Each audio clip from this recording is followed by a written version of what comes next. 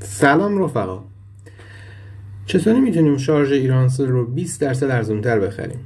خب راهش اینه که از ساعت 4 تا 8 شب 16 تا 20 در اپلیکیشن آیگپ بریم تو بخش آیلند و بعدش از اونجا روی این قسمت، این بنری که بالا هست کلیک کنیم یا انتخابش کنیم.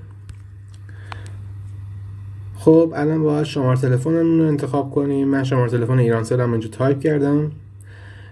اپراتور رو به شکل اتومات انتخاب شده. ایرانسل نو، شارژ معمولی، مبلغ شارژ من رو 20000 تومان میذارم. مبالغ بالاتر 20% دیگه روش عمل نمیشه.